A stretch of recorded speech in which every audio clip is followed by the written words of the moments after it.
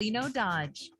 Well, I hope you're having a marvelous day. As I'm saying, welcome here to the Tax Answers Advisor. This is Marcelino Dodge. We're show number 43, making such an amazing journey here through the tax world and business world, getting a lot of great professionals here, helping you to see where you need to grow your business, as we're going to talk a little bit more about today. But yet, we never want to forget about the tax part of it, because that's what's going to come back and bite you if you're not careful. And a lot of people I talk to can attest to that. And I've had that happen a lot in my business. And certainly we appreciate ones listening throughout the world, not just the United States, but throughout Europe and Asia. It's great to have such a diverse audience. And keep in mind, if you are listening on this live, or even if you listen to it on demand later, multiple platforms you can always listen to this program on, including iHeartRadio, Apple Podcasts, and just so many others there. We really appreciate our wide audience that we have, and so many topics we come up with here, and so much, of course. And we really want to help you tax wise and help you to grow your business. So you're always welcome to give us a call. It's 844-394-4287. That's giving me a call directly, so that you can set up a mutual exploration session, which, by the way, the first one is free. And so you can be able to discover if Cash Tracks Financial and Marcelino Dodge is good to help you either individually or on a business sense. And then, of course, you can email us even during the program, success@cashtracksfinancial.com. And as I mentioned earlier, we're going to talk about some sustaining your business growth and then building relationships, but yet watch out for the tax. All of that comes into it. To help us discuss this today, we're going to have Valerie Cobb, a longtime business associate that I met at a tax seminar many years back. So we've maintained contact. It's been great. She's been really busy over the last few years, being a director of sales and marketing in tax and accounting, a VP of business development in healthcare and critical compliance communication, worked with clients. She's worked with ones such as Citibank, Kaiser Permanente, through chief sales offering coverings, doing sales and marketing. Recently also worked with a global heavy equipment manufacturing company that championed teams to 600% sales increases, and just did a fabulous job there. She's also had a very diverse fashion, construction, as we mentioned, heavy equipment rental, appraisals, coaching singers, which that was kind of a new one to me. I'd never dreamed that, but that's very nice to see. Coaching and sales leadership, sales strategies, new divisions, just all kinds of beautiful experience. But what we're going to really hit on today is what Valerie is really up to as president of Lodestar URY, looking at companies' hidden revenue as a sales accelerator, focusing on small business owners that should not and don't want to manage their sales team, but at the same time, they want to grow their revenue 10 times. That's going to be interesting how that can happen. She wants businesses to grow the fastest way to assist people changing their lives for the better. Using one-on-one sessions is just one of the many ways that Valerie works with ones to set up proven, repeatable processes that win. Very data informed, very data driven. And 23% of small businesses, keep this in mind, don't survive because they don't have the right team. And we're going to talk about that, as well as 19% of small businesses don't make it because they're out competed. So then we're going to help you to do this today. And Valerie's here to figure all this out. And I just want to say, hey, here's a big welcome to you, Valerie. It's so great to have you today. I'm not sure if that's my bio or somebody else's, but it sounds wonderful. Well, I hope it's yours. At least that's mine. What you sent me. But I do really appreciate you being on today, because there's so much in small business areas that just companies are hurting. They're looking for ways to get by, and I know you're helping a lot of businesses already, and we all want to help a little bit more and look at the tax part. So as you've gone through the years there, Valerie, it was mentioned, as you said, you've resurrected, turned around several small businesses. So what are some of the reasons in that you find that some companies have either stalled or perhaps even lost market share with their companies? What's your experience brought out in that? You know, it's usually the lack of a plan or poor planning. Really, honestly, it's they had a widget or something and someone got excited about it, and that's great, but they don't have a plan to continue on. And a lot of times it's kind of funny. I find a lot of dysfunction in the revenue team ranks, and then the cross functional dysfunction when they're producing something as well with the production teams. And then I think they lose focus on the customer experience because they kind of run around and they don't know exactly how to fix it.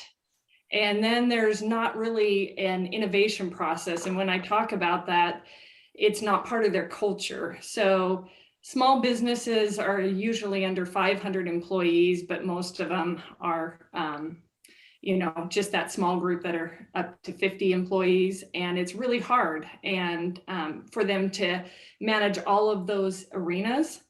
And because of that, you usually have an owner, so to speak, that was the revenue guy, that also was the production guy, that's the visionary and everything else. They don't know how to translate that to different teams. They get pretty frustrated.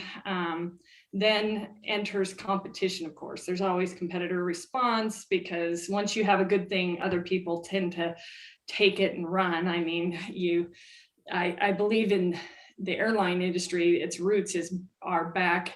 Actually, Great Britain had a great aircraft, but the competitor took it and ran with it. And there was a little bit of obscurity that happened after that. So anyways, a lot of times things get very complicated. They don't know where to go. They don't know how to even create financial statements or anything that says, well, I've got this 5-year plan. How do we achieve it? And off we go. They just kind of react. You talked about reactionary at the beginning, your taxes we all reacted at the end of the year instead of the plan. So anyways, that's a big part of it.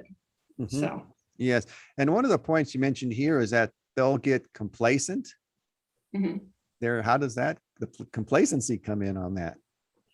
Well, change is a funny thing. Most of us resist it, right? Mm-hmm. So once we've got a good thing or we've got a good idea, we think it will gain momentum on its own instead of having to change to do critical things to make it keep the momentum going, right? And so, I mean, we think of it, we have creatures, we get up and we have a cup of coffee, right? And everybody runs around and goes, oh my gosh, I didn't have my coffee. And so I'm so this, that, or whatever. It's a habit type thing. And as we start to get complacent, we kind of get lulled into this, hey, we're okay, we'll do it tomorrow or whatever, because it's work. I mean, work is work, right? You have to keep it going. Yes. And so a lot of people think they have such a great thing and it'll just keep on its own. And unfortunately, you either move forward with it or you die. And, there's huge statistics already on the death of small businesses within the first 5 years. We can get into that later, but the reality is that's one of the key reasons. And competitor response is always there, and you should never underestimate it. You should always be planning that a competitor will come in and take away your market share, because they are, right?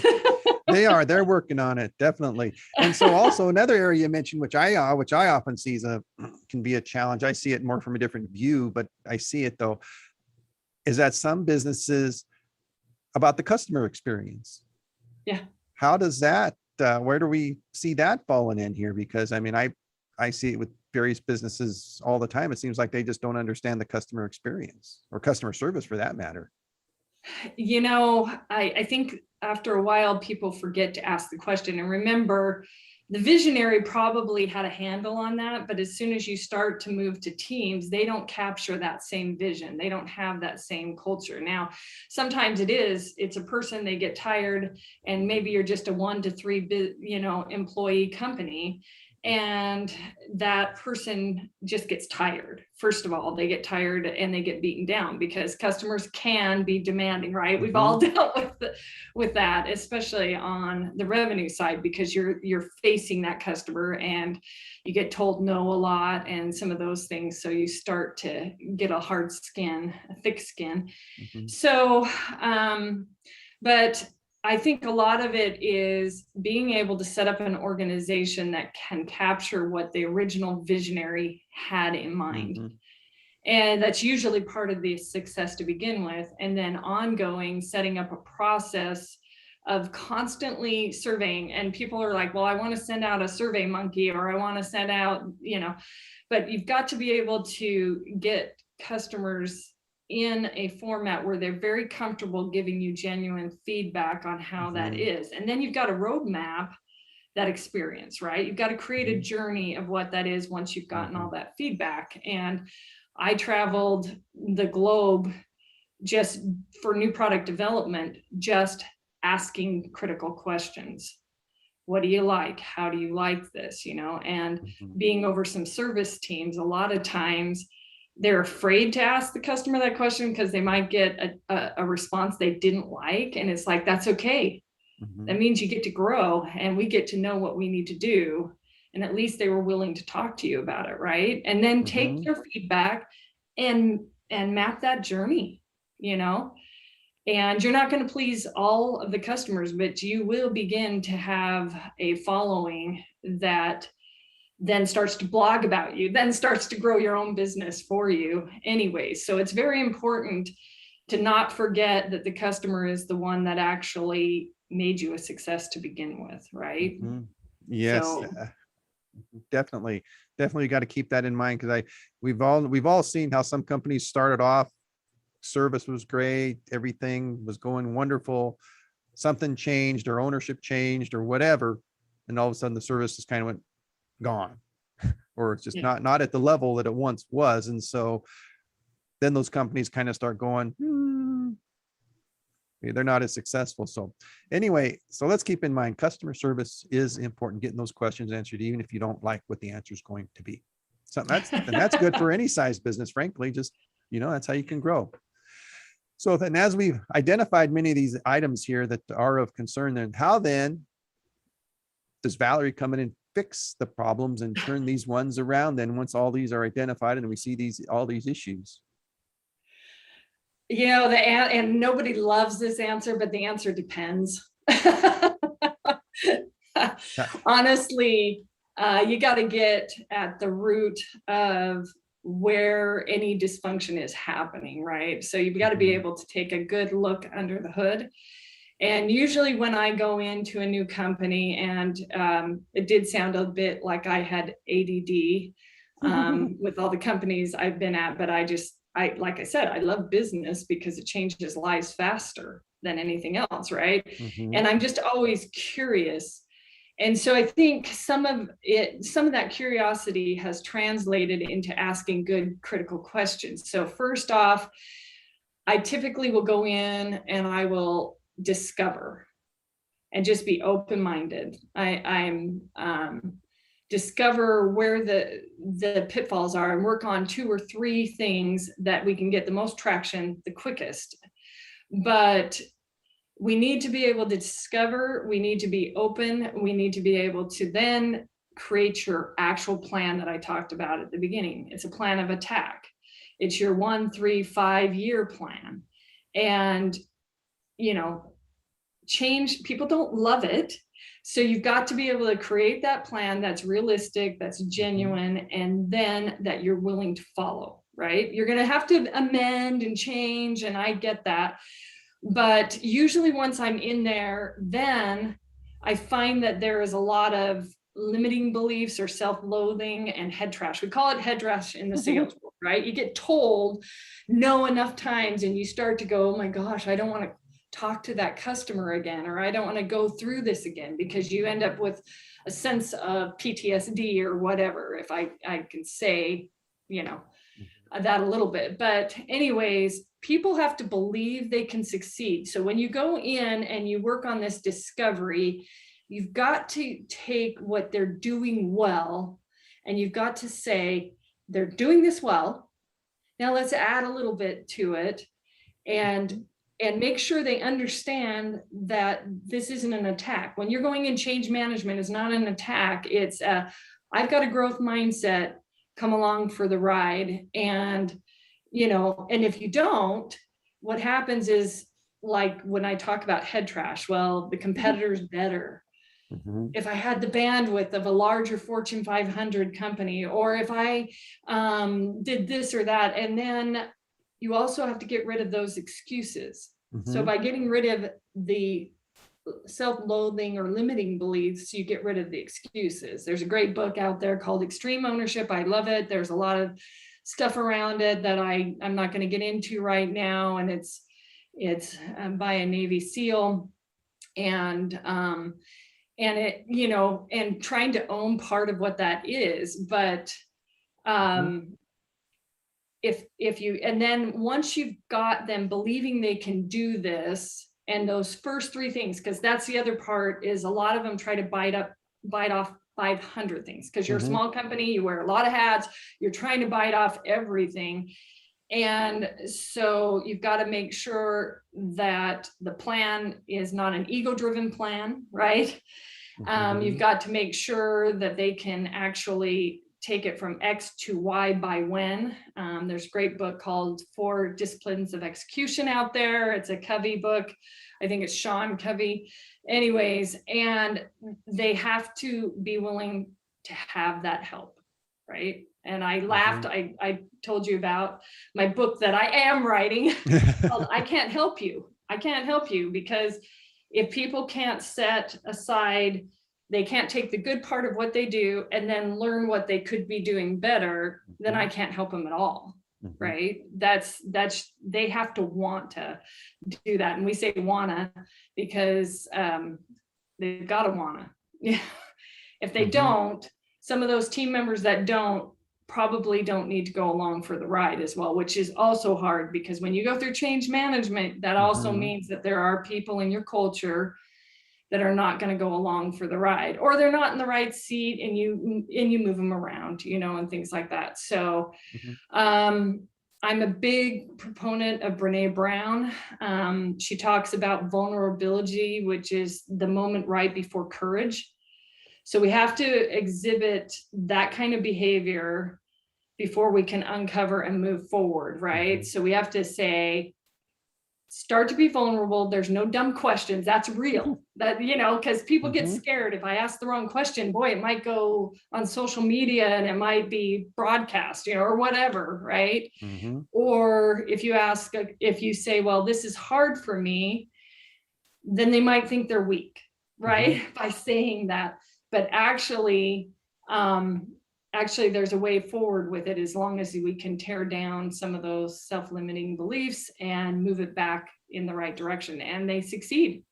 And then there's a ton of one-on-one coaching, because they're frightened, Mhm. and I know that sounds crazy, but you feel like you're Mhm. taking what they felt their foundation was, and now it's moving, Mhm. on it. So anyways, it's one of the things that they have to learn to do. And then I think is it Robert, the guy who writes Rich Dad Poor Dad, Robert Mhm. Kiyosaki or something like that. He has the guy, the author, that asks him what he should do, and he says, go take a sales course, right?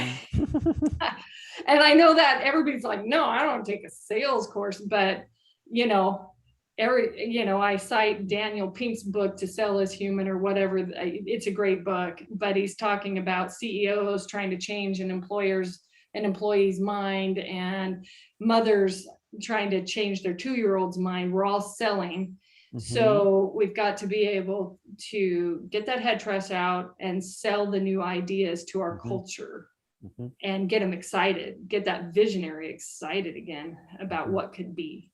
Yeah. So And anyways, what's good is I see with Valerie, with you, is the fact that you come in as like a third party who has no bias. You learn about the company, and you're learning about the company, but you're not used to what the company does. So you're not into those old habits that yeah, the company has. And you don't want to learn those old habits. You just want to learn, what are they doing? Where are they stopping? Where can they improve? Because I see this from, well, my rose colored glasses are off. I didn't put them on in the first place, going on in here, so that I know that this is what you need to do. And then, of course, yes, the resistance to change. I can see that. That is very important, as well as the fact that, as you mentioned, employees, and I've been going through some of this some of this transition myself and just thinking and changing. Just I got a little tax office here, but still, I've had to do some change in thinking myself over the last year, and look at my own employees and who I have and say, is this employee the right fit for where I want to go? And little did I figure out a few months ago, the employee that I had wasn't the fit, and they actually chose to leave on their own, which ended up being a good thing after I thought about it, because like I needed a certain type of employee to help me reach where I'm going. And certainly whether you're a small 2-person office like what I have, which wants to grow a little bit, you got to have the right person, which is, Yeah. and the companies that you work with, you're talking about, it's the same difference. You got to be able to move people around. And if they don't fit well, or they don't want to change or adjust, then you need to move on. And then of course the tax part comes in there later on. But anyway, we see all that, how all that fits in. So then some of those areas that you mentioned, because sometimes the larger companies, well, I should say the smaller companies sometimes and you said some of the reasons, some of the things that they'll say, well, if I only had this of the large company, or I had this or that, or whatever, the larger company, I could do better. But when you really think about it, do the large companies have an advantage? Is that a valid reason? What's your take on that? Well, obviously they tend to look like they have a lot of funds to be able to hire all these in-house roles and everything. But I find that is an excuse, and I know I'll probably get pummeled by saying that, but you control what you can control in life, right? And there's a lot of disadvantages to larger companies. But when we talk about trying to grow, small companies obviously have what I call a lot of pivoting. They can move faster than a big company that has a lot of organizational, charts, and you got to talk to so-and-so and so-and-so. But we live in a day and age of outsource, and I do it. My company is a small company, and I did it at my last company. In fact, I kind of have to share a little bit of a story with the fractional or outsource. Fractional just means a fraction of the business, but just to survive, we were 100 plus employee company, and I was over service, sales, marketing. And when I say sales, domestic sales and international sales team. And, there's a lot of on-site for that. And then I was also over new product development. And so that's a lot of challenge for bandwidth, I call it, and I was sitting in a Vistage meeting, and I was trying to figure out how to do like these one-on-ones with the sales team, because sales, they need that one-on-one weekly sit down. How are you doing? What's your pipeline? What's, all this kind of stuff. And you're switching gears and you're dealing with new products. So you're out researching and doing all that. And then, then your service team is having a customer who's not upset, and you're journey mapping and all of those wonderful things. And I was sitting in Vistage, I'd been working like 60, 70 hour weeks, right? Trying to get this done. And this guy was talking about this outsource that I'd never even occurred to me to outsource, right? I mean, it was like, yeah, we all think about, well, you can have an outsourced graphic designer, and you can have an outsource, people have heard of fractional CFOs, chief financial officers, right? And that kind of thing. But it hadn't occurred to me that I could outsource some of my sales management until that moment. And what it did is took 15 hours off of my plate, because they came in and they didn't even have to be located. We did it virtually. I've been virtual for, since 2004-ish. So this whole COVID thing is new to a lot of people, and moving them into the virtual environment. But we literally just kind of worked on saying, okay, well, you manage my 6 hardest sales team members.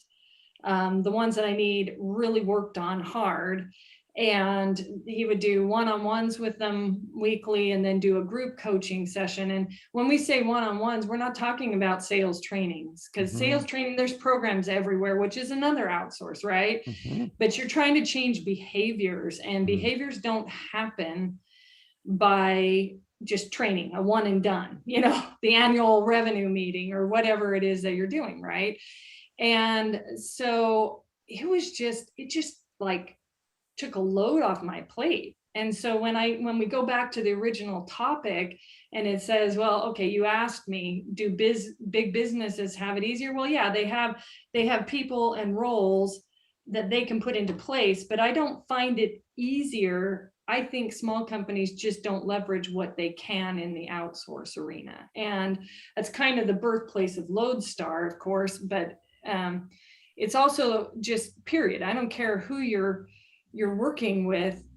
There's economies of that power that happens from a professional that's been somewhere, that's already done this, and you're a smaller company. You cannot be everything, and no matter how much, no matter how much ADD I have, right? You cannot be everything. And so, yeah, you can have some of that, and some of that at a point, yeah, you might bring it in-house, but there's just so many great outsources out there just that will help them leverage.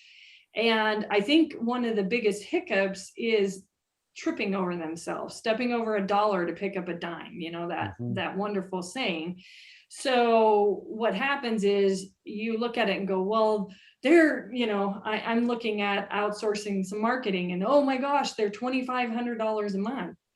But then I look at the revenue that they generate against it, and I think, oh, wow, that actually, I'm throwing away money because I'm afraid of this $2,500 fee, and a lot of us in small businesses do that. Our first aversion is to go, it's expensive. And I ended up doing that with signing up an outsource for international. He was $125,000 a year. And you think, oh my gosh, that's an outsource. But we had spent several years banging our head up against the wall to penetrate international, and spent probably millions. And this guy can ramp up, and what he wants 125,000 and 1% of revenue that he does. Great. Against 20 million. Think about that, and I always think, okay, I want 20 million in revenue, and this guy is costing me relatively little. He's setting up the program. He exits after he set up the program, and I'm the better for it, right? So, you really got to take a step back and say, what can you do versus what can't I do because it's a larger company, can do that, but I can't, and be creative. Sorry, the sun is hitting me in the face. Yeah, it's getting around there. The sun keeps moving on us there. But yeah, but I really like your example there, is showing the cost or potential cost, or in other words, you can put it, you made an investment of $125,000 a year, and you got a 1,000%, well, maybe not 1,000%, but you got a very high percentage rate of return on that 125,001%, because going from what you had up to 20 million, that's such a small percentage of that 20 million that that's an excellent example of how businesses can do that leverage there within it.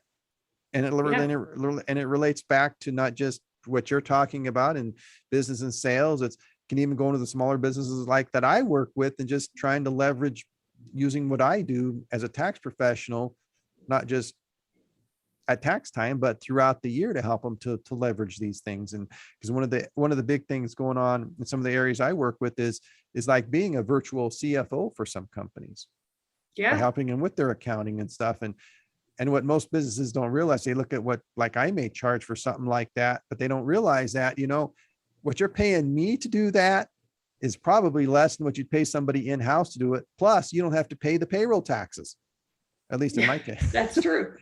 On that. So you're not only saving that amount, but you're saving all those payroll tax amounts as well. And probably even getting more time to do what you want to do better and do what you do and make your money back. So you get more time to do that. And as you mentioned, it gave you 15 hours to go out and make more money with to more than makes up for whatever you were spending on that other gentleman to do that extra training for you.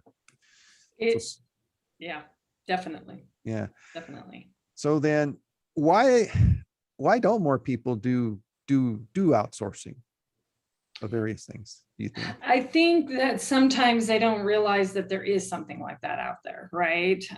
That's a big one. But I also think, I just mentioned 125,000, right? And I remember pitching this to my executive team, and they almost all fell off their chair at first, right? And so I think that there's not always a real accurate, there's that fear factor that hits, right? Versus that yes man. I love the movie with Greg Carey, Yes Man, because it's like it's suspending no. It's you don't immediately say no, right? And there's a lot of sites for outsourcing. There's Upworks. There's a lot of things out there nowadays. There's fractional sites on LinkedIn. There's just, there's CEOs. We've been doing that for a long time. Interim CEOs are just, they're part-time, or just taking over for a little bit. I think that sometimes they just don't look at it. They don't really discuss what the problem is, and spend a lot of time on the problem. Big Einstein fan. And there's lots of quotes on that, and focusing only 5 minutes on the solution. But I think it boils down to two things. It's either I can do it myself and there's a little ego in there and I'm going to figure it out, or they're excited about doing it themselves. They're wanting to learn that new thing, but they're putting their company at a disadvantage where they could be taught it on their way. I don't think they properly look at calculating the return on investment. And even when we say 125,000, a lot of times they don't realize that there's different ways to pay for that. And so they kind of forget, and they're like, I don't have 125, and they discount it out the back. Now, most outsources, you're not going to just say, okay, it's 125,000, right? It's 10,000 a month, whatever, or maybe it's 2% of revenue that the person achieves, right? Instead of the 125, there's negotiation involved in it. But I think it's not as apparent. And when we look at even your industry, so as fractional CFO, when you're doing an accurate plan, and let's talk about an accurate plan, you're forecasting. So you're making an assumption of what's happening in the future, which scares people to begin with. But as you go through that, I know that there's 31 million-ish in the United States small businesses out there, right? And 82% of them fail in the first 2 years, which really sucks. And that's sad, and there's many reasons. We've talked about some of them, and I won't get into that, but think about it. Only 30% of them actually consult a tax professional. That is relatively insignificant. And one of the biggest things was, lack of cash flow as to why they failed, right? Yes. And so if they had actually outsourced, they took this plan, they had you look at a 5-year as a fractional CFO, right? And they had you look at this 5-year and use your knowledge on some of these tax laws and everything else, which, as we've discussed in the past, Marcelino, I've lived in the Cayman Islands, and I talked about if I didn't know and get help from tax law, I would have been paying double tax. And now move that to global implications, right? You'd be double taxed. And then, honestly, it boils down to stepping on a dollar and picking up a dime, right? You're thinking you're doing the best thing by saving, but you're costing yourself quite a bit. And so it's a bunch of things. I wish there was more than one answer, with it, but I know for me, it worked very well. And I do know that for this last, I invested in a business, and had I not consulted a tax professional, I wouldn't have just saved the 70,000 and the carrybacks and the carry forwards and everything else that, I mean, who doesn't want 70,000 to help them with their company? So a lot of them just honestly don't think about it. They just don't realize they have options out there, you know? Yes, and sadly, I mean, I just know that just from what I work with too. And I love this number that you put in our little contact information. About 70% of organizations spend less than 0.0015% revenue on tax professional to assist them with a plan. That may be a bit of an exaggeration, but it was an exaggeration, but it's pretty close. It depends on your revenue, and it depends on the bottom line and what part was attributed to it. Yeah, because a lot of them well, many of them will worry about like the regular payroll and all the normal accounting stuff, which there's a lot of great professionals that do that stuff, but sometimes they just don't look at the tax part, or they don't have a real tax pro look at it. Because one thing, I mean, I give, like myself, I give CPAs a lot of credit. They do a lot of great work, but some of them are not proficient with taxes, and that's just not what they do. Some of them just focus in a lot of other areas beside tax. And so that's where either getting an enrolled agent or a CPA to help you with, focuses more on the tax area to help them, can definitely help them in these areas to look at all the various pieces and parts as far as United States tax is concerned. And then, as you mentioned earlier, is that if they're doing internationally, they need to find a tax pro for whatever country they're working with, because once again, as you mentioned in the Cayman Islands example, let's not be paying double tax here. And I'm sure there's tax pros, and you mentioned one that helps with some other countries that you've spoken to on occasion. So yeah, that's a definite part of it that people need to keep in mind. And whether you're doing whether you're doing just national in the United States or internationally, the tax pro, whether it's US tax pro or tax pro for whatever nation that is, you got to have that to make those proper adjustments to be able to do that. And then, of course, minimize your tax liability, which is why we're sitting here talking about this, because it's important to minimize tax liability whenever you're talking to anybody or trying to do something business wise. So now, going into the tax side here a little bit more, you started businesses, new lines of businesses. As I mentioned in the opening, you've bounced around a lot and had a lot of great experiences there. But as you keep going here, what tax advice do you have for businesses, as others listening to this, is what they need to be doing when it comes to just looking at their tax side of it? Because anyway, I listen to a lot of different podcasts, a lot of them business wise, and it's like the one thing that's always left out of those, majority of those, is the tax. None of them ever talk about the tax. They talk about doing, and they're doing great things. They're talking about great things, and they probably don't talk about tax because they're not tax professionals, which is understandable, but sometimes it's not always mentioned or at least brought out. But from your standpoint, what do you feel that ones really need to be thinking about when it comes to taxes? Well, I think when it comes to taxes, like I've already said, I think that we need to focus on really making sure we get in and do that early on. Get with a tax professional. It's not that expensive, first of all. We've discussed that. And I guess for me, one of the huge things, and once again, the sun is kind of just killing me here. So we'll just have a direct on with the sun hitting my face. So anyways, I guess it's really difficult when you're trying to fund a small business, if you haven't really looked into the tax implications of it. Lending, those all kind of pull into play. And honestly, they're just as much of the financial plan as anything else.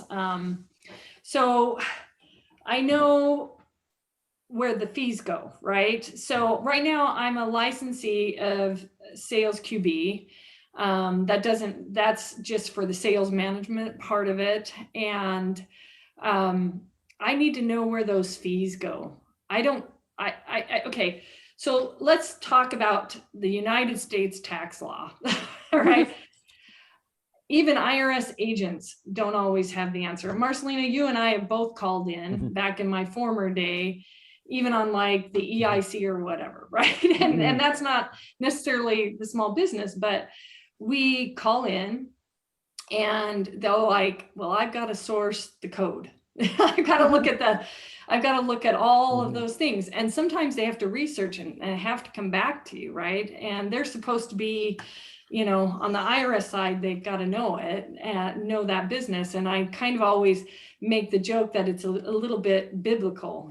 How many of you guys know the Bible well enough backwards and forward to just answer that question, right?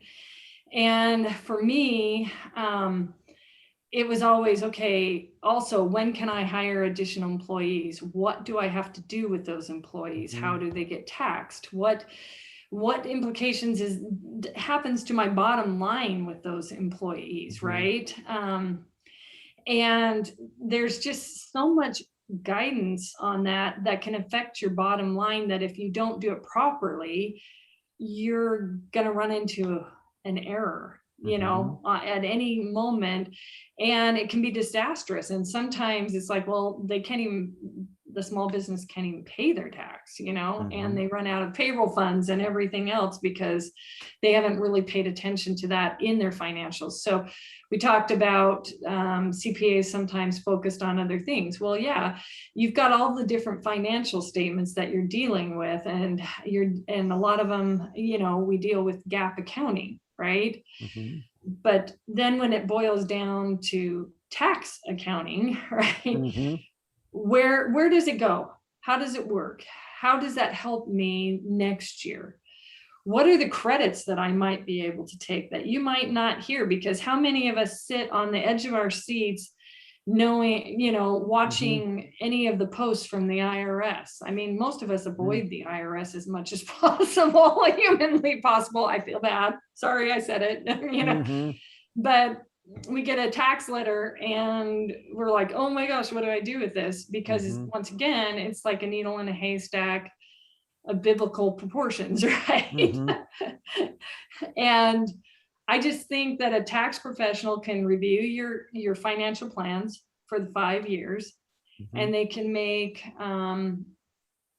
good adjustments to it to say, yes, but if you do it this way, you'll be able to save here, so that can help you with the next year, and then it gets to a point that you can focus and be confident that you're meeting whatever is needed in the country you're in. And right now we're in the United States, right? But whatever's needed in the country that you're in, so that it's sustainable. You can keep growing and you're not having to worry about it. Because let's face it, there's only two things certain in life, and that's death and taxes, right? And so no matter what happens, you're going to end up paying some taxes somewhere in some country.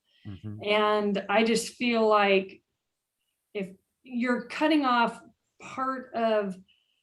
if you don't include taxes as part of your growth strategy, you're missing the boat a little bit there. Not a little bit, you're probably eventually sinking, because you're gonna want to have taxes. Yeah, and you're just not taking it, you're not doing it the right way. So. You got to definitely include it there, and that's something that you've encountered, and I know I've encountered the fact that so many people, when they do about their business, they'll go talk to the bank, they'll go talk to the attorney, and neither of those two will tell them go talk to a tax person. At least not very often. They don't say it. I have a good attorney that says go talk to a tax person, because once again, you're back to the Bible, right?